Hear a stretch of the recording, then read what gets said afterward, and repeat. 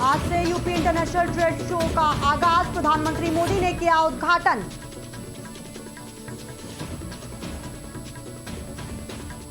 देश भर में स्वच्छता ही सेवा अभियान जारी, रक्षा मंत्री राजनाथ सिंह ने अभियान के तहत सेना मुख्यालय में किया पौधारोपण। स्वच्छता ही सेवा अभियान का आयोजन, महाराष्ट्र के उप मुख्यमंत्री एकनाथ शिंदे ने अभियान में लिया भाग।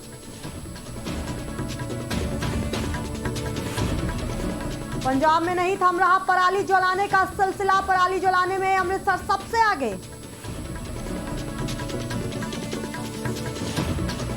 आज शारदीय नवरात्रि का चौथा दिन, देवकाली मंदिर में भक्तों ने लिए दर्शन।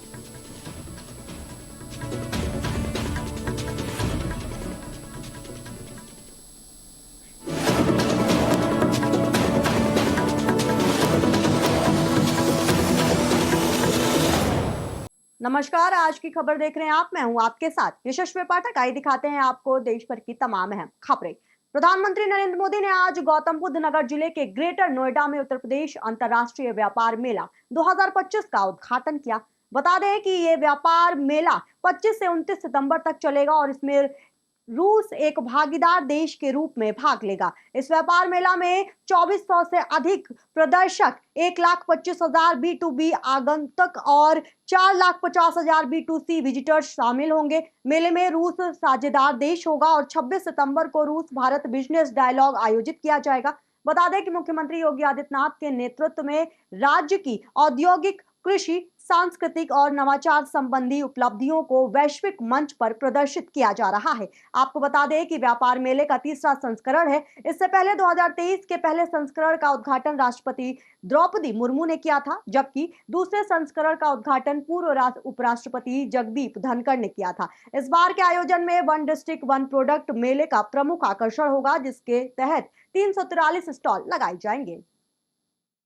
साथियों, आज भारत रिफॉर्म, परफॉर्म, ट्रांसफॉर्म के कमिटमेंट के साथ अपनी इंडस्ट्री, अपने ट्रेडर्स, अपने नागरिकों के साथ खड़ा है।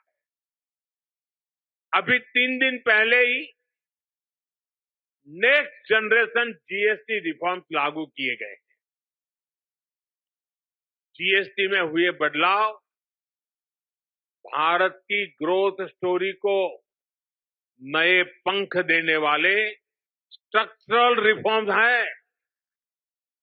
इन रिफॉर्म से जीएसटी रजिस्ट्रेशन आसान होगा, टैक्स डिस्प्यूट्स कम होंगे और एमएसएमईज को रिफंड भी तेजी से मिलेंगे। इससे हर सेक्टर को लाभ होगा। आप सभी ने जीएसटी से पहले और जीएसटी के बाद और अब तीसरा स्टेज है नेक्स्ट जनरेशन जीएसटी रिफॉर्म, यानी तीनों परिस्थितियों को अनुभव किया। दिल्ली में रक्षा मंत्री राजनाथ सिंह ने स्वच्छता ही सेवा अभियान के तहत सेना मुख्यालय में पौधारोपण किया। पौधारोपण करने के बाद रक्षा मंत्री राजनाथ सिंह ने सेना मुख्यालय में स्वच्छोत्सव कार्यक्रम को संबोधित किया। कार्यक्रम को संबोधित करते हुए उन्होंने कहा कि स्वच्छ भारत अभियान एक जन आंदोलन के रूप में पूरे देश में पहुंच गया है और इसी के कारण एक हिस्से के रूप में आज पूरा देश स्वच्छता दिवस मना रहा है। इसके आगे राजनाथ सिंह ने कहा कि स्वच्छता का संबंध सिर्फ शरीर और परिवेश से नहीं है। मेरा मानना है कि स्वच्छता जीवन का एक दर्शन है। भारत अभियान जिस तरह से एक जन आंदोलन के रूप में सारे देश के जन जन तक पहुंचा है, वह अपने में अद्भुत है। उसी जन आंदोलन के एक हिस्से के रूप में आज पूरा देश स्वच्छता दिवस मना रहा है। साथियों, स्वच्छता का संबंध केवल शरीर और परिवेश से ही नहीं है, बल्कि मैं मानता हूं स्वच्छता जीवन का एक दर्शन है। जब कोई व्यक्ति अपने घर को साफ रखता है तो वह यह संदेश देता है कि वह अनुशासित है और जिम्मेदार भी है। जब कोई समाज अपने गली, कूचे, तालाब और नदियों को साफ करता है तो यह बताता है कि वह समाज सजग और सुसंस्कृत है। लेकिन अगर कोई व्यक्ति या कोई समाज गंदगी फैलाता है तो वह गंदगी सिर्फ दुर्गंध पैदा नहीं करती, बल्कि वह संकीर्ण मानसिकता को भी जन्म देती है। जहां गंदगी होती है वहां सिर्फ शारीरिक बीमारियां ही नहीं बल्कि वैचारिक बीमारियां भी वहां जन्म लेती हैं। इसलिए आप देखिए कि दुनिया के हर महान समाज की पहचान उसकी स्वच्छता और उसकी व्यवस्था से ही होती है। एक सभ्य समाज में स्वच्छ रहने को हमेशा सबसे बड़े गुणों में से एक माना गया है। बीजेपी के वरिष्ठ नेताओं ने पंडित दीनदयाल उपाध्याय की जयंती पर उन्हें श्रद्धांजलि अर्पित की। बीजेपी नेता धर्मेंद्र प्रधान, योगेंद्र चंदोलिया, सांसद मनोज तिवारी और भाजपा अध्यक्ष वीरेंद्र सचदेवा समेत कई अन्य नेताओं ने पंडित दीनदयाल उपाध्याय की प्रतिमा पर पुष्पांजलि अर्पित कर उन्हें नमन किया। इस अवसर पर भाजपा दिल्ली अध्यक्ष वीरेंद्र सचदेवा ने कहा कि पंडित दीनदयाल उपाध्याय का एकात्म मानवतावाद भारतीय जीवन शैली और आर्थिक व्यवस्था का मूल आधार है। तो वहीं भाजपा सांसद मनोज तिवारी ने कहा कि पंडित दीनदयाल उपाध्याय के दिखाए रास्ते पर चलकर प्रधानमंत्री नरेंद्र मोदी दुनिया के सबसे मजबूत नेताओं में शुमार हो गए हैं। इसी रास्ते पर चलकर भारत अब विकसित भारत बनने का सपना देख रहा है। इसके साथ ही भाजपा सांसद योगेंद्र चंदोलिया ने भी उपाध्यक्ष जी के योगदान को याद किया। उन्होंने कहा कि उनकी जयंती पर हम उनके जीवन और उनके विचारों को याद करते हैं। हमारा संगठन और सरकार उनके आदर्शों का अनुसरण करते हुए काम करती रहती है। मैं पंडित दीनदयाल उपाध्याय के चरणों में नमन करता हूं और भारतीय जनता पार्टी का काम उनकी प्रेरणा से ही आगे बढ़ता है। भारतीय विचार की एक प्रमुख स्तंभ पंडित दीनदयाल उपाध्याय जी की आज जन्म जयंती है। 109 साल पहले पंडित जी का आज ही दिन जन्म हुआ था। पंडित जी हम सबकी प्रेरणा के स्रोत रहे। आजादी के उपरांत भारत की व्यवस्था कैसे हो उसके ऊपर अनेक विमर्श हुए हैं। मैं अगर सबसे कारगर और सबसे भारतीय मूल्यों के आधार पर कोई विचार समाज के सामने आज है तो एकात्म मानव दर्शन, जिसकी व्याख्या पंडित दीनदयाल उपाध्याय जी ने किया है।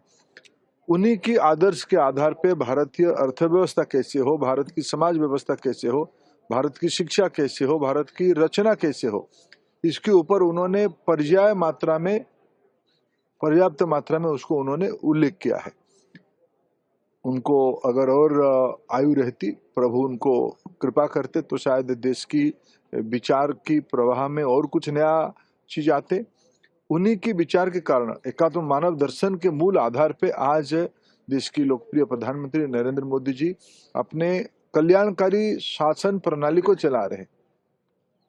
इसीलिए इसकी व्यवहारिक प्रारूप बना सबका साथ यानी अंत्योदय, सबका विकास यानी अंत्योदय, सबके लिए विश्वास जन्माना, यही अंत्योदय। महामानव पंडित दीनदयाल उपाध्याय जी की जयंती है और पूरा देश आज उन्हें नमन कर रहा है। आपका समय अधिक नहीं लगेगा। अगर आप उनकी दो पंक्तियों को ध्यान से समझ लें तो हम उनके पूरे जीवन चरित्र को समझ सकते हैं। उन्होंने कहा कि समाज का विकास होगा तभी व्यक्तियों का विकास होगा। कुछ व्यक्तियों के विकास होने से समाज का विकास नहीं होता। तो जो बात उन्होंने एकात्म मानववाद का दर्शन दिया वही भारतीय अर्थव्यवस्था का या भारतीय प्रगति का मूल मंत्र है।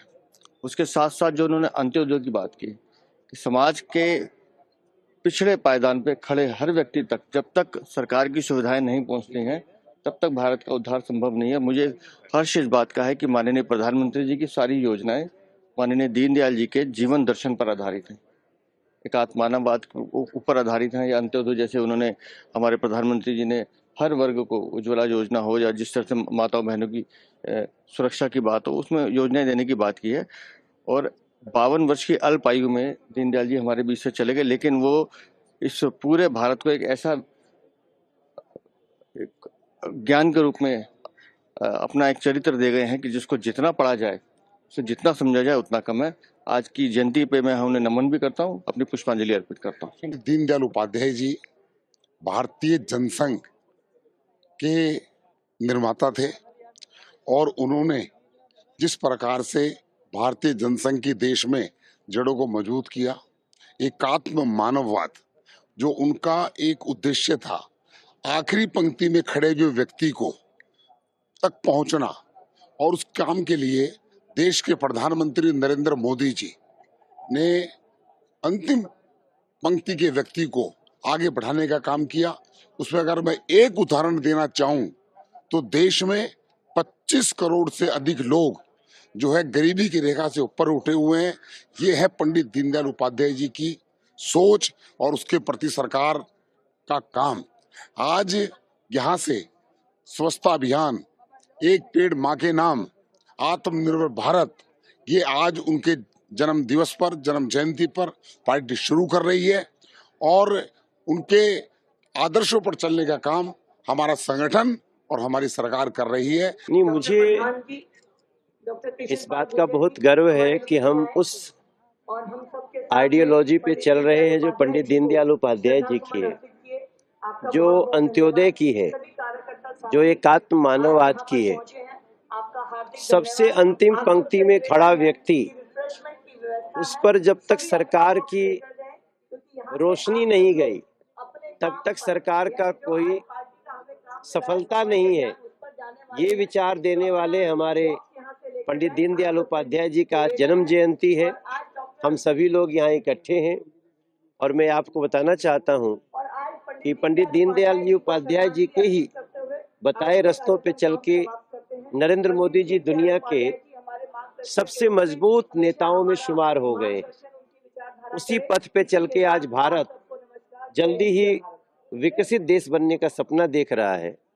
ऐसे पंडित दीनदयाल उपाध्याय जी के हम सब उसी पार्टी के लोग हैं जो आज भारतीय जनता पार्टी के रूप में जानी जाती है, कभी वो भारतीय जनसंघ के रूप में जानी गई।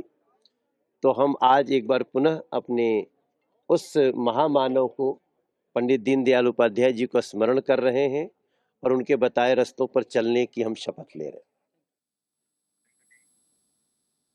देश में स्वच्छता ही सेवा 2025 अभियान की शुरुआत हो गई है। ये 15 दिवसीय राष्ट्रव्यापी अभियान 2 अक्टूबर गांधी जयंती के दिन समाप्त होगा। इसका उद्देश्य देश के कोने कोने में करोड़ों नागरिकों को स्वच्छता के प्रति एकजुट कर उच्च प्रभाव वाले सफाई अभियानों को अंजाम देना है। इसी श्रेणी में दिल्ली की मुख्यमंत्री रेखा गुप्ता ने भी स्वच्छता ही सेवा अभियान में हिस्सा लिया। इस दौरान उन्होंने कहा कि चांदनी चौक का ये क्षेत्र हमारा हेरिटेज एरिया है, यहाँ लाखों लोग आते हैं। इसके साथ ही बता दें कि इस स्वच्छता अभियान में सीएम रेखा के अलावा मंत्री प्रवेश वर्मा भी मौजूद रहे और मीडिया से मुखातिब होते हुए उन्होंने कहा कि आज भाजपा के प्रेरणा स्रोत पंडित दीनदयाल उपाध्याय जी की जन्म जयंती है। आज प्रधानमंत्री मोदी के आह्वान पर पूरे देश में सभी नागरिक सफाई अभियान का कार्यक्रम कर रहे हैं। अगर सफाई रहेगी तो हमारे आसपास बीमारियां नहीं होंगी, हमें सुंदर दिल्ली बनानी है। चांदनी चौक का क्षेत्र ये हमारा हेरिटेज एरिया है। लाखों लोग रोजाना यहाँ विजिट करते हैं। हमारी ऐतिहासिक धरोहर भी है, व्यापारिक संगठनों के लिए भी एक बहुत ही महत्वपूर्ण जगह है और जब त्योहारों का मौसम हो तो और भी ज़्यादा इम्पोर्टेंट यहाँ की साफ सफाई और मेंटेनेंस हो जाती है। तो आज इस एरिया को हमने इसीलिए चुना कि त्योहारों के दिन है, अनेक प्रकार की यहाँ से यात्राएं भी निकलती हैं, धार्मिक स्थल इस रोड पे बहुत ही महत्वपूर्ण धार्मिक स्थल भी हैं, तो यहाँ सफाई भी दुरुस्त होनी चाहिए और यहाँ की मेंटेनेंस भी सही होनी चाहिए। तो मैंने जगह जगह पे देखा कि कूड़ेदान जो टूटे हुए हैं, जो ग्रिल टूटी हुई है, जो ज़मीन में कहीं गड्ढा है, कहीं स्लैब ख़त्म है, तो इस सारी व्यवस्था को अधिकारियों के साथ हमने देखा है और इसको दुरुस्त करने के लिए कहा है। मैं सभी हमारे व्यापारी भाई यहाँ पे हैं और हज़ारों उपभोक्ता यहाँ रोज़ आते हैं, उनकी सुविधा के ध्यान के लिए और सभी जो हमारे यहाँ धार्मिक स्थल हैं उनके भक्तजन जो यहाँ रोज़ाना आते हैं उनके लिए भी सबको सुविधा हो। और जहाँ जहाँ कमियाँ हमें दिखाई दी उनको हमने अधिकारियों को बोला है कि ठीक करें। और श्रमदान तो एक सिंबॉलिक है कि हमने यहाँ श्रमदान भी किया है, परंतु श्रमदान हम सबको करना होगा कि जहाँ जहाँ जिसका प्रतिष्ठान है, दुकान है, उसके आसपास उसकी सफाई रहे। कई बार हम अपने अंदर से सफाई करते हैं और बाहर सड़क पे छोड़ देते हैं। एक नेचर में डेवलप करना होगा हम सबको कि मेरे अंदर का घर अगर मेरी जिम्मेवारी है तो बाहर की सड़क अब एजेंसीज काम करेंगी, जो सरकार प्रशासन वो लोग सब काम करेंगे, परंतु हमें भी ध्यान रखना पड़ेगा। मैं देख रही हूँ पूरे चांदनी चौक में यहाँ वहाँ पान की पीक थूक थूक करके बुरा हाल मचा देते हैं लोग। तो इसका समाधान कौन करेगा? ये तो कोई बार बार आप चीजों को ठीक नहीं कर सकते हैं। इसको तो हमें ही देखना पड़ेगा कि कौन है। अगर हमारा एम्प्लॉय है तो दुकानदार जो मालिक है वो उसको समझाए, और मालिक है तो उसका पड़ोसी उसे समझाए। किसी ना किसी को तो समझना और समझाना पड़ेगा अगर शहर को सुंदर रखना है तो मैं तो निवेदन करती हूँ पूरी दिल्ली वासियों से कि सरकार प्रशासन दुरुस्त रहेगा, उनको दुरुस्त रखना भी आपका काम है। कहीं कमी दिखे हमें बताइए, परंतु आप स्वयं पे भी थोड़ा सा मुझे लगता है अनुशासन रखें ताकि ये शहर बेहतरीन दिखाई दे। आज भारतीय जनता पार्टी के प्रेरणा स्रोत आदरणीय पंडित दीनदयाल उपाध्याय जी की जन्म जयंती है। आज उसी उपलक्ष्य में प्रधानमंत्री जी के आह्वान पर पूरे देश में सभी कार्यकर्ता, सभी नागरिक सुबह 8 से 9 बजे 1 घंटा देश में सफाई अभियान का कार्यक्रम कर रहे हैं। आज हम भी अपने कार्यकर्ताओं के साथ में सीपी में हनुमान मंदिर में आए हैं और यहाँ के प्रांगण को पूरा साफ किया, क्योंकि अगर ये सफाई रहेगी तो हमारे आसपास में बीमारियां नहीं रहेंगी। बीमारियां नहीं होंगी तो सबका जीवन स्वस्थ होगा, सबका जीवन स्वस्थ होगा तो हमारे घर में खुशहाली रहेगी, तो देश भी हमारा अच्छा लगेगा, सुंदर लगेगा, और दिल्ली भी हमको सुंदर बनानी है। तो प्रधानमंत्री जी के आह्वान पर, और जैसा मुख्यमंत्री जी हमेशा सफाई अभियान की बात करती हैं, उसी दिशा में आज ये सफाई अभियान का कार्यक्रम हनुमान मंदिर में किया गया है। लद्दाख को पूर्ण राज्य का दर्जा और छठी अनुसूची में शामिल करने की मांग को लेकर चल रहा आंदोलन हिंसा में बदल गया है। उपद्रवियों ने भाजपा कार्यालय और लेह स्वायत्त विकास परिषद के कार्यालय में भी तोड़फोड़ की और आग लगा दी। इस दौरान कई वाहन भी क्षतिग्रस्त हुए। उपद्रवियों पर नियंत्रण पाने के लिए पुलिस को लाठीचार्ज, आंसू गैस और कथित तौर पर फायरिंग का सहारा लेना पड़ा, जिसके बाद पूरे जिले में कर्फ्यू लगा दिया गया है। लेह के डीएम ने जिले में बीएनएस की धारा 163 लागू कर दी है। इसके तहत 5 या अधिक व्यक्तियों का एकत्र होना प्रतिबंधित है। पूर्वानुमति के बिना कोई भी जुलूस, रैली या मार्च नहीं निकाला जाएगा और कोई भी व्यक्ति ऐसा बयान नहीं देगा जिससे सार्वजनिक शांति भंग होने या कानून व्यवस्था की समस्या उत्पन्न होने की संभावना हो।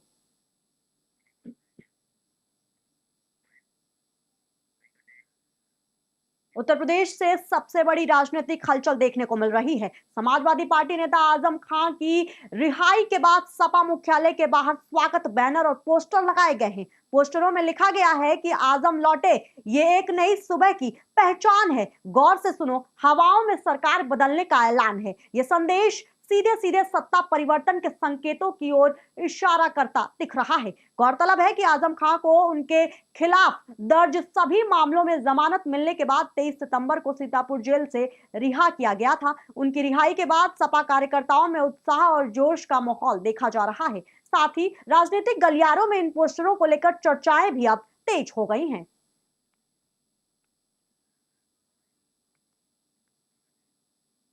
दिल्ली में भारत अंतर्राष्ट्रीय सी फूड शो 2025 यानी कि IISS 2025 और खाद्य प्रसंस्करण उद्योग मंत्रालय के बीच समझौता ज्ञापन पर हस्ताक्षर किए गए। इस अवसर पर केंद्रीय मंत्री चिराग पासवान ने बताया कि करीब 1 लाख करोड़ रुपए के MOU साइन किए जा रहे हैं। चिराग पासवान ने कहा कि पिछले एडिशन में हुए समझौतों में से 80% पर अमल हो चुका है। मंत्री ने यह भी कहा कि इन समझौतों से लगभग 9 लाख रोजगार के अवसर सृजित होंगे, जिससे देश की अर्थव्यवस्था को मजबूत आधार मिलेगा। चिराग पासवान ने बताया कि सी फूड क्षेत्र का भारत की GDP में अहम योगदान है और इस बार कार्यक्रम में कई देशों के प्रतिनिधि मंडल भी हिस्सा ले रहे हैं। आयोजन को भारतीय सी फूड उद्योग के लिए बड़ा अवसर माना जा रहा है। आज से वर्ल्ड फूड इंडिया की शुरुआत हुई है। 4 दिन तक वर्ल्ड फूड इंडिया का आयोजन दिल्ली के भारत मंडपम में किया गया है और इसका आज विधिवत उद्घाटन आदरणीय प्रधानमंत्री नरेंद्र मोदी जी के द्वारा किया जाएगा। ऐसे में 4 दिन तक चलने वाले इस आयोजन के पीछे की सोच फूड प्रोसेसिंग सेक्टर से जुड़े हुए जितने भी वर्टिकल्स हैं उन सबको एक मंच के नीचे लाना, ना सिर्फ नेशनली बल्कि ग्लोबली भी, जो नई टेक्नोलॉजीज हैं, जो नए इनोवेशंस हैं, जो नए स्टार्टअप्स हैं, वो सब एक मंच पर आए ताकि exchange of ideas, exchange of technology किया जा सके और इस क्षेत्र को उसके माध्यम से बढ़ावा मिल सके। इन 4 दिनों के दौरान अलग-अलग एमओयूज़ भी साइन किए जाने हैं। मुझे खुशी है ये बताते हुए कि लगभग 1 लाख करोड़ प्लस से ज़्यादा के एमओयूज़ साइन किए जाएँ। पिछले एडिशंस के दौरान भी जितने एमओयूज़ साइन हुए, मुझे खुशी है कि लगभग उसमें से 80% को धरातल पर उतारा जा चुका है, उसको इम्प्लीमेंट किया जा चुका है। लक्ष्य इसके माध्यम से पुनः इस इंडस्ट्री को बढ़ावा दे। मैं मानता हूँ प्रसंस्करण का एक ऐसा क्षेत्र है जिसके माध्यम से ना सिर्फ हम लोग किसानों की आर्थिक मदद कर सकते हैं, उनको आर्थिक तौर पे और ज़्यादा मजबूती दे सकते हैं, बल्कि इसके माध्यम से जो जॉब अपॉर्चुनिटीज़ क्रिएट होती हैं, उसका भी देश के व्यवस्था में एक बड़ा योगदान है। जब मैं 1 लाख प्लस करोड़ के एमओयू साइन करने की बात करता हूँ, ये कहीं न कहीं 9 लाख रोज़गार के अवसर भी पैदा करता है। ऐसे में जहाँ एक तरफ जॉब अपॉर्चुनिटीज़ इसके माध्यम से हम लोग क्रिएट करते हैं, उस दूसरी तरफ किसानों की हम लोग मदद करते हैं, तो वहीं देश की अर्थव्यवस्था में भी इस क्षेत्र का एक महत्वपूर्ण योगदान है। मैं मानता हूँ इस 4 दिनों के दौरान जितने भी इंडस्ट्री लीडर्स हैं, वो और ज़्यादा मजबूती के साथ नेशनली एंड ग्लोबली एक दूसरे के साथ कनेक्ट करेंगे और प्रसंस्करण के क्षेत्र को यकीनन और मजबूती। देश की बड़ी खबरों में बस इतना ही। बाकी के अहम खबरों के लिए आप देखते रहिए आज की खबर।